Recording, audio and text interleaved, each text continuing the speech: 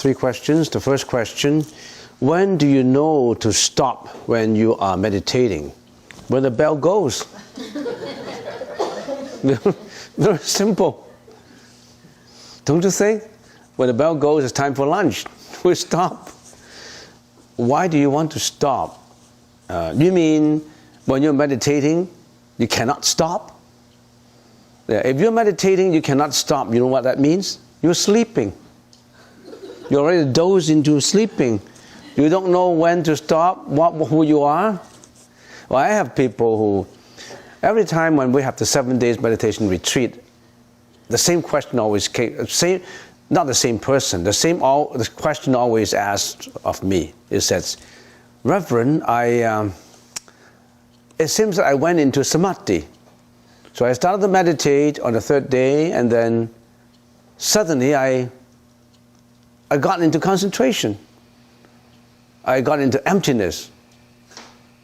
And then when I woke up, it's already 1 hour.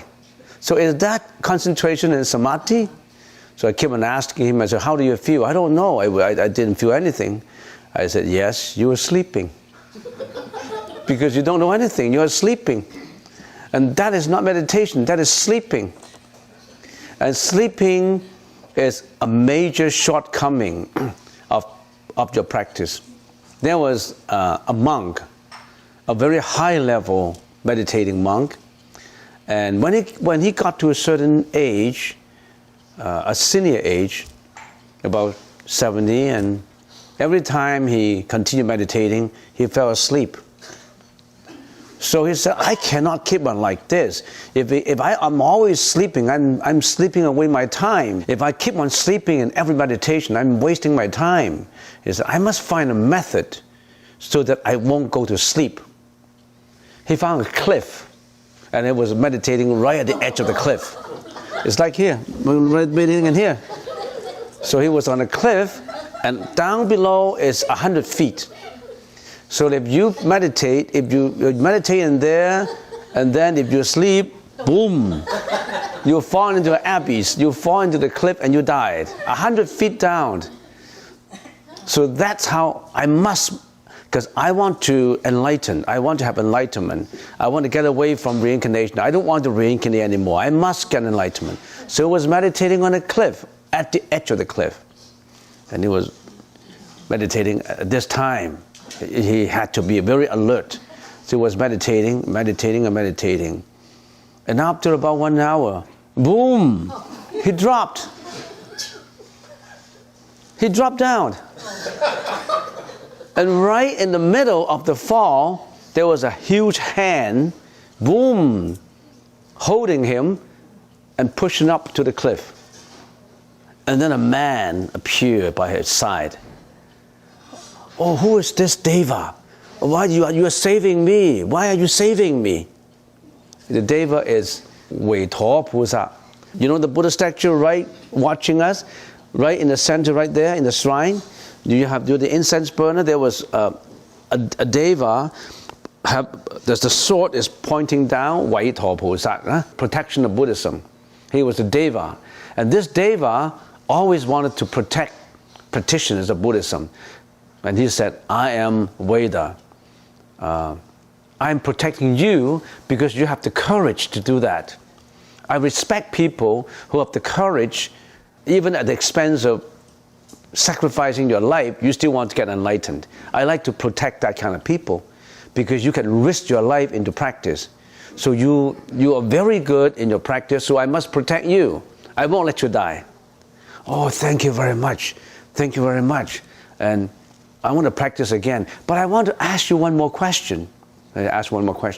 So I think there must be not many people like me who can practice like that.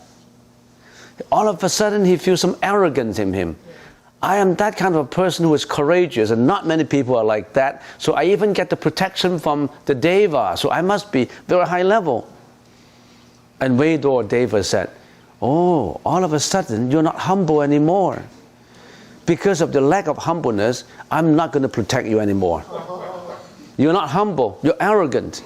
I'm not protecting you anymore for 500 lives.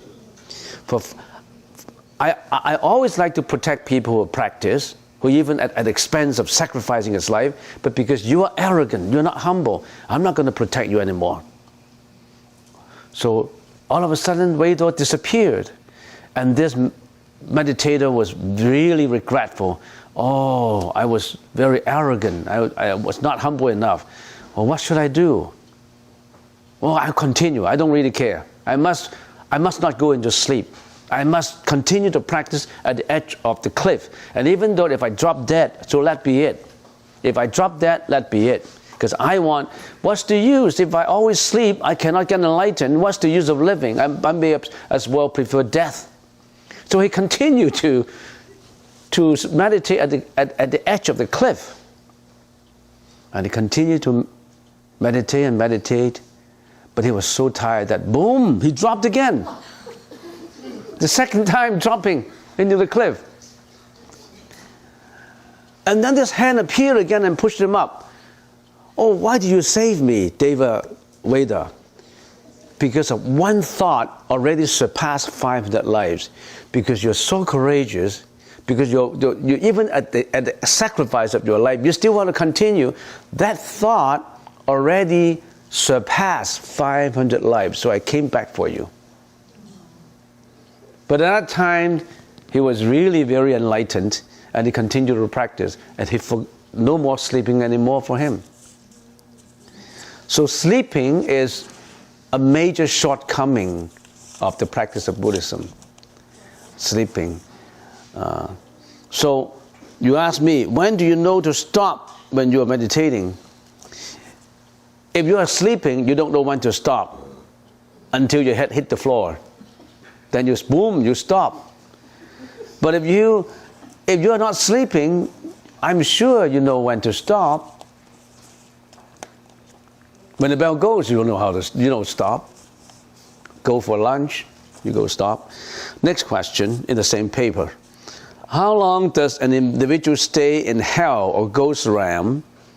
That is, are you stuck forever once you're in that realm? No.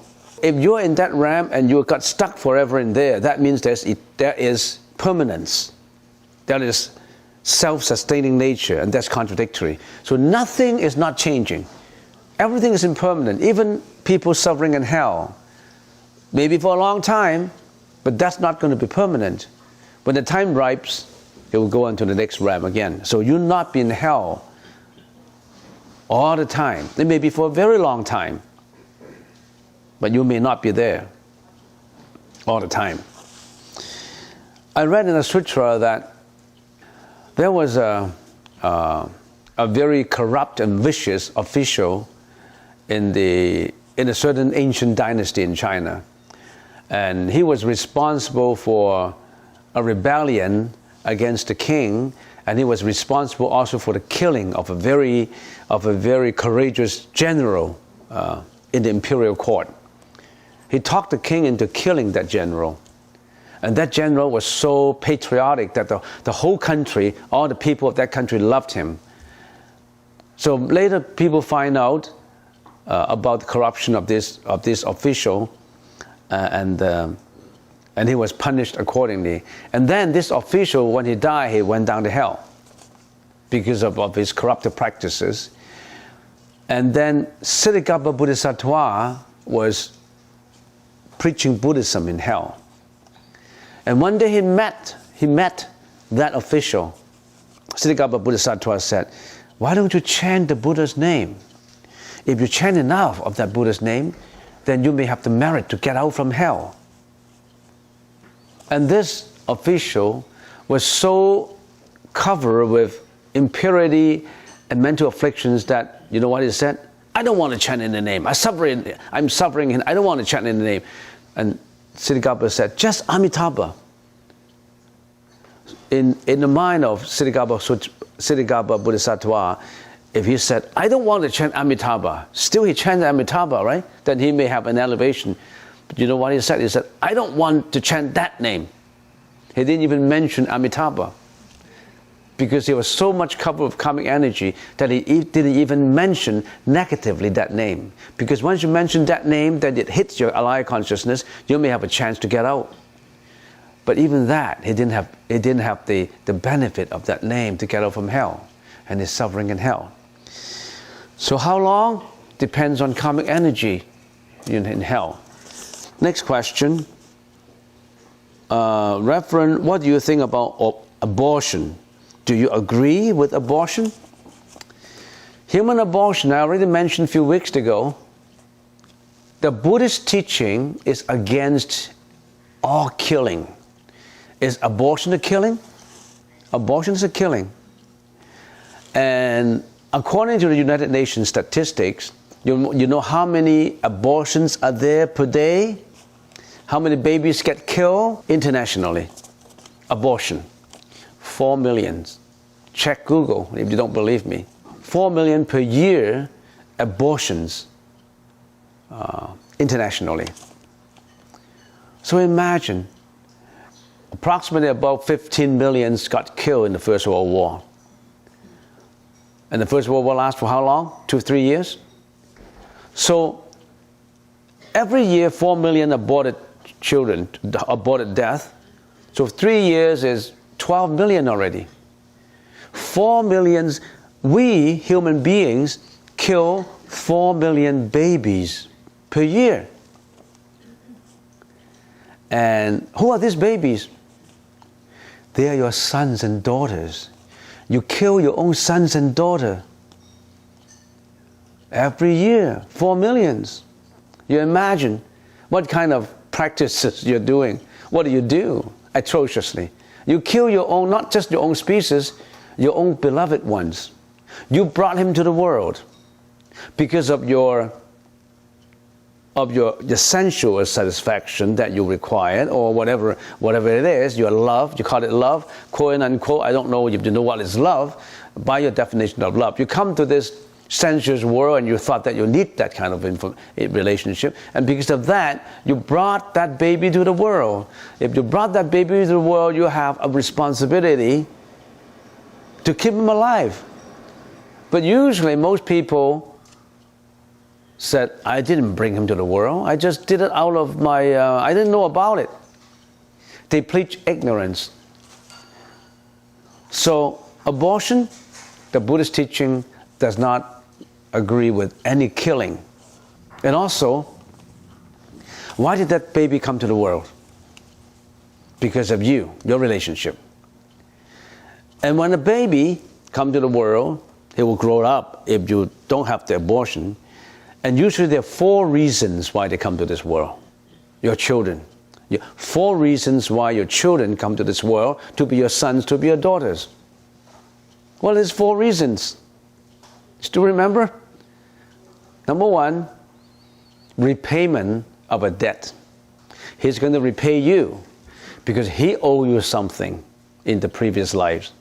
Number 2 is request for repayment from you. So you got to pay him. You got to bring him up. You got to give him the education. You got to give him all he wants.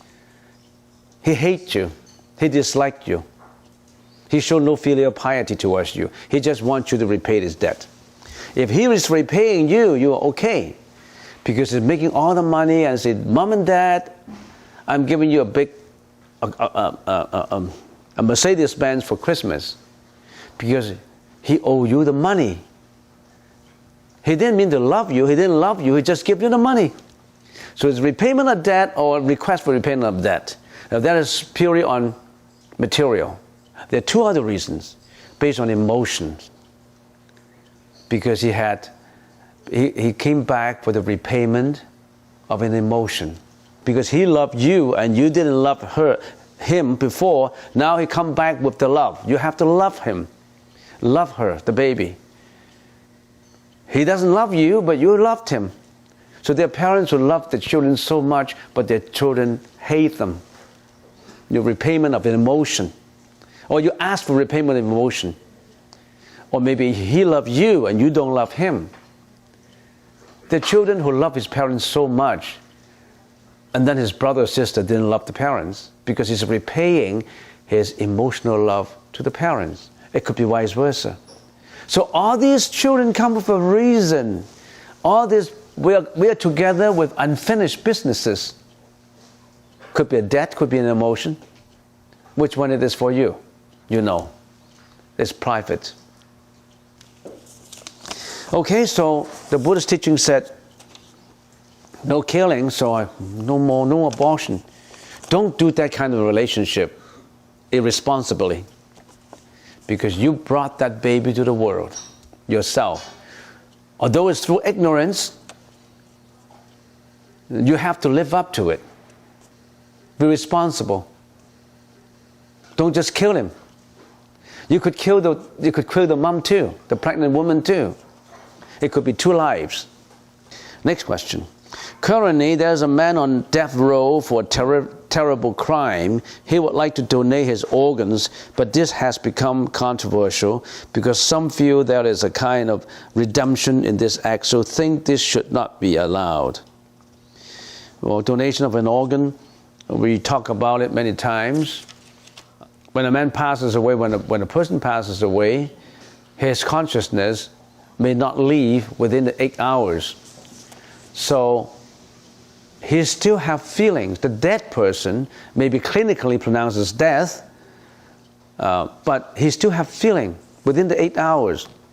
If he has still feeling, if you cut him open and you got his heart out and got his liver out and got his lung out, got his kidney out, bladder out, he feel the pain. He still could feel the pain. Because if anybody donates his organ, it has to be operated on immediately after death. Otherwise, the organ is useless. It has to be maybe 1 hour, within 1 hour. But that man still have the painful feeling. Imagine someone cut you open without anesthesia. It's highly controversial. But on the other hand, if you are a bodhisattva and you said, I can stand the pain. As long as my organ would help someone, even I feel painful, it's just about for 8 hours, 7 hours, I can stand. I'm a bodhisattva, I sacrifice my life for it, so let be it. Yeah, that's a good thing to do. Then donate your organ. If you think that you're a bodhisattva, you don't mind standing the pain, you don't mind going through all this suffering yourself, even though you're dead, you can't move, then that's good. I really compliment you for doing that. That is really a great thing to do. But if you're just an ordinary person who does not want to be cut open, who think that if you want to go to the Pure Land, say that if you want to go to the Pure Land, you chant so much, and then at the juncture of death, somebody cut you open, you're agonizing, you cannot concentrate, and you cannot go to the land of bliss because of this pain, then you may still roll into reincarnation. This is controversial. I'm not going to say yes, and I'm not going to say no, because it all depends on the circumstances.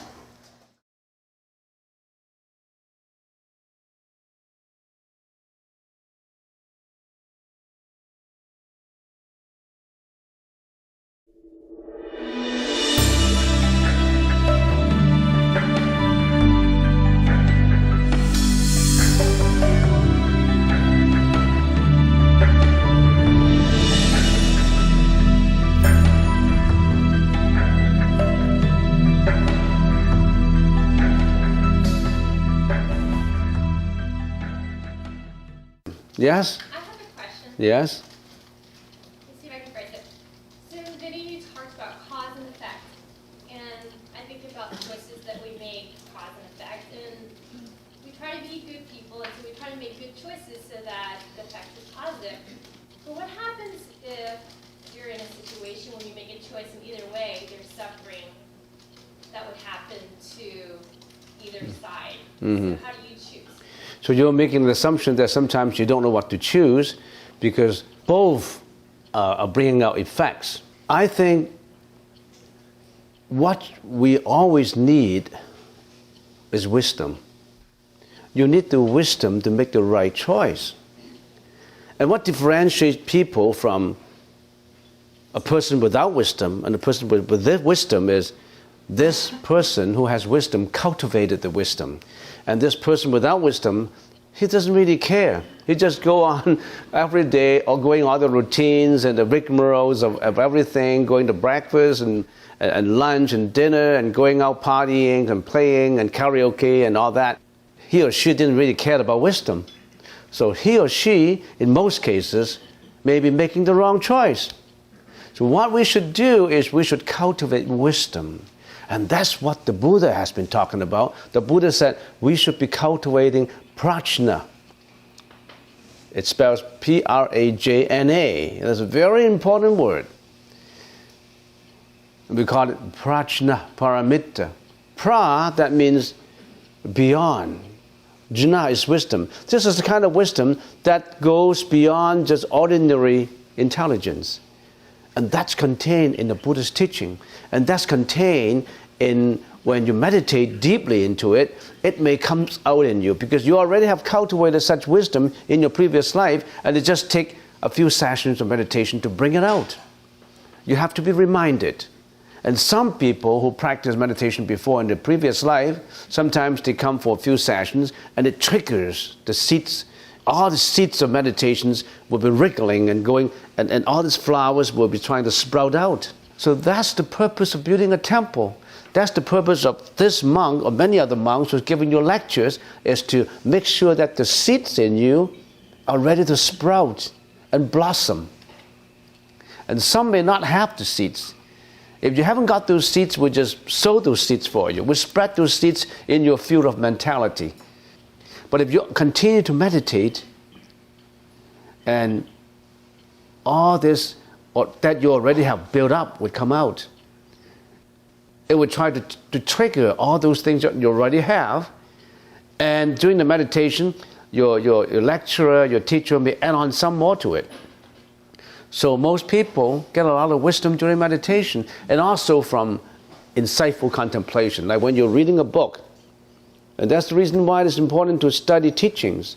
So when you're reading a book, it's not just a religious book. When you're reading any book about humanity, when you're reading a book about, for example, Gandhi, when you're reading a book about successful people, reading a book who struggle for life, you conjure a lot of confidence in you. So you need to approach the right sources. However, if all your friends are friends of alcohol, or friends of mad music, or friends of sexual pleasures, then you're doomed to be worse than you actually should be. So to make the right choice, there's no formula saying, okay, when you do this, this is the formula to make the right choice. This would lead to a bad choice. We don't have a formula like that. There are formulas like that. They're very simple ones, like do not hurt others, do not kill, do not lie, do not slander. But even those formulas, people don't listen to them. In our 5 precepts, we already have formulated something for you that would help you to stay away from the vices of suffering. It takes a lot of people who tell you what to do. You know, there's no answer to that, but build up the wisdom for it. I saw a hand raised in there, so yes? You want to add something to it? Can I ask a question? Yeah? We sometimes chant Heart Sutra or the words of Heart Sutra. I was wondering, because it talks about voidness, emptiness. Yes? There's nothing to be attained, Yeah. no enlightenment, Yeah. no defilement. So Yeah. I'm a bit confused. When it says there's nothing to be obtained, oh yes, you want to make a comment to it, that's fine. So can you make a comment to it, Lee? Nothing to be obtained because you already have it. You are already enlightened. You're just not aware of it yet. And there's no birth, there's no death. Like, there are several... Because you're already born. Are you not born yet? Voidness and emptiness does not mean that there's nothing. Does not mean that. Emptiness means, number one, everything, it comes into being because of causes. And everything comes into being because of effects. There's cause and effect, there's causation. So the becoming or the birth of a thing is not the actual birth of it, it's the birth of all the causes that make it look like that. So we don't say, this has the nature of a cup. The nature of this cup has no nature. because this is a conglomeration of all the causes put together to make it a cup. And when the time comes that I accidentally dropped it and then it smashes into pieces, then it's destroyed. So emptiness, that means everything is on causation. It has no self-nature. When something has self-nature, it can determine its fate. It can determine its own creation. It can come out from its own creation, not depending on any causes. And that's, in most other religions, in most people's mind, will be classified as God. God, they say God does not need a cause. God just comes into being without causes. It does not mean that it's a denial. I want to deny this. I want to negate this. No. It's not denial and negation. It's not pessimistically denying. It just say, I recognize this existence, but I should not attach to it because it exists because of causes. Well, that's number one. Number two is that this is impermanent. Emptiness told us that nothing is permanent. Everything will come to an end. Okay, that's the two very major important definitions of emptiness. Well, then the second question you asked then how does it help me?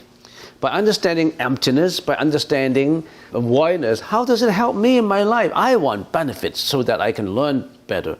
Let me tell you how it can help you. If you know that everything that comes into being is because of the causes that you cultivated, you begin to be very successful in what you're doing. For example, if you go into first year university, for example, in this year, and you know that I've got to build up all these good causes to get the higher mark. I need to do all these notes. I need to read all these things. I need to listen attentively to the professor's lectures.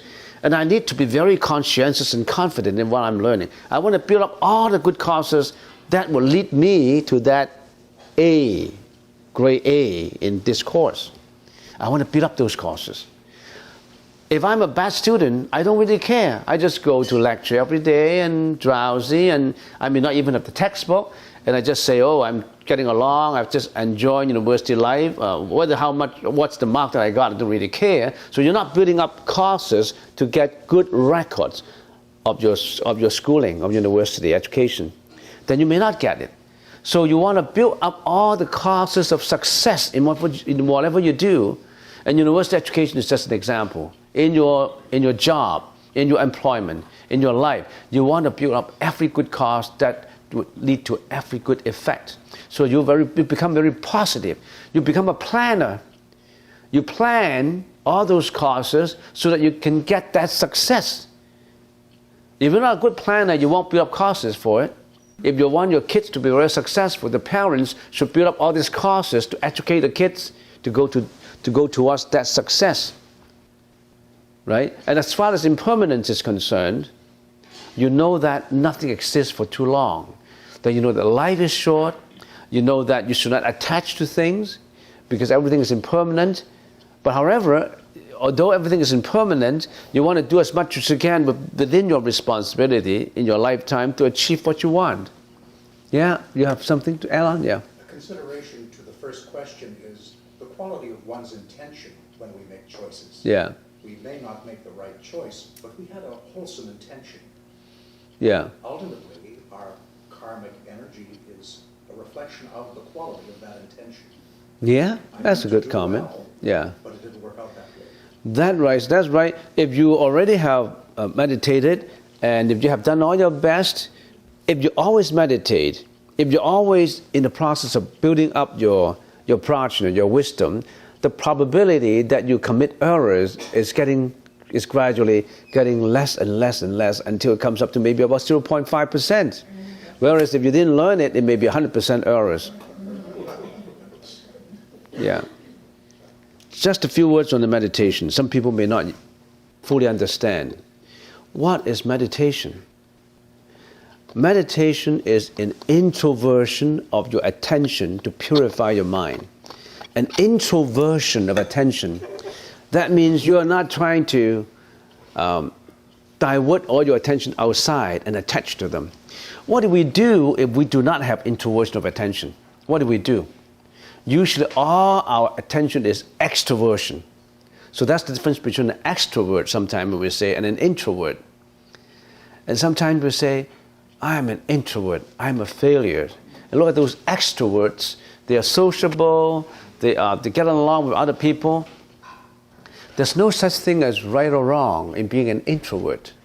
As a matter of fact, if you read autobiographies or biographies of successful people, most of them are introverts. So don't blame yourself for being not sociable. What happened to you in your daily life? How do you interact with the surroundings?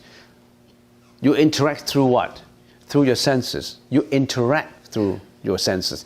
Through your eyes, your ears, your nose, your tongue, your body. Your eyes see, right? Your eyes see. And when your eyes see something, then your attention is paying to that object. And you may be enticed by that object. If you're being attracted to that object, many, many effects will come out. Sometimes with good effects and bad effects, but then you're extrovert, you're being attracted by the object. Your eyes are being attracted by the objects. Your eyes, your ears, you listen to music, your ears listen to it and you're being attracted to it. So all your senses go out. Your tongue, you taste the food, your nose smell the fragrance, your body feel the touch. All your senses work extrovert. And when your senses go extrovert, they're not under control. Most of the time they're under control. They start to attach to all those objects. How many objects are there? Millions of objects. Just my eyes, for example. I see this thing. I don't like it. I hate it. And you have a hatred built up because of this sight. I see these flowers. I love these flowers. So you have a beloved relationship with the flowers that build up. There's another emotion built up. You go into shopping and you see a diamond ring. You say, oh, how beautiful that diamond ring. I don't have enough money. Maybe when nobody noticed it, I would just put it in my pocket. So that sight of the diamond ring increase your greediness and you want to steal it. You want to possess it. So your eyes lead you to do many other things. And how many objects are there that your eyes will lead you to do? Uncountable, immeasurable. But then when you're meditating, you say, no more of those. You want to be introversion of attention to purify the mind. So all these senses are going out. Now you don't want to be cheated by all these things because you react to all these things. When we say react, you react with emotions. You react with passion. You react with desires. You react with greediness. You react with jealousy, with hatred, with envy, with lots of these emotions. You react your emotion to what your senses feel outside. If you're meditating, you're not doing the same thing anymore. You have more wisdom. Because what? Because you step back and look at your own reaction. When you're meditating, you stand back. You're not that person. You stand back and look at I see this lady. I react to it with the sensual desire. Now I look at this reaction. I say, no more of this reaction. So you look at your reaction instead of have your senses being enticed and cheated by the outside. Who can examine one's own reaction? One is just submerged in reactions and act accordingly. They are not objectively standing behind their own reactions and examine it. They don't do that. If you can you can be objective judge, standing behind the panel, looking at all these reactions and not be cheated by them, you are a saint. You're a saint, and you will be away from suffering, because it's most of the time these emotional reactions lead you to suffering. Most of the time, 99% of the time. Now you're objectively sitting behind it.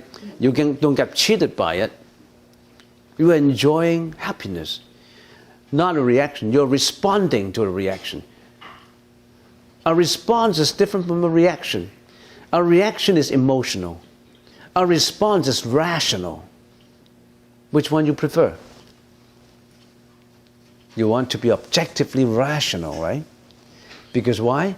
Because your life will be happier by being rational. Your life will be doomed for failure if you are irrational. So the Buddha's teaching is lead you to happiness. But how many people would really enjoy doing that? How many people would be enjoying meditation? They would be enjoying the alcohol, not meditation. If you come to a point that, oh, if I can go home and meditate for 1 hour now, I would feel extremely happy. The left hemisphere here is responsible for learning, for names, since birth, for memories, for actions, the languages and everything, the left. And this right is very insightful. It corrects you. It heals you. It's philosophical. It's beyond, it's metaphysical.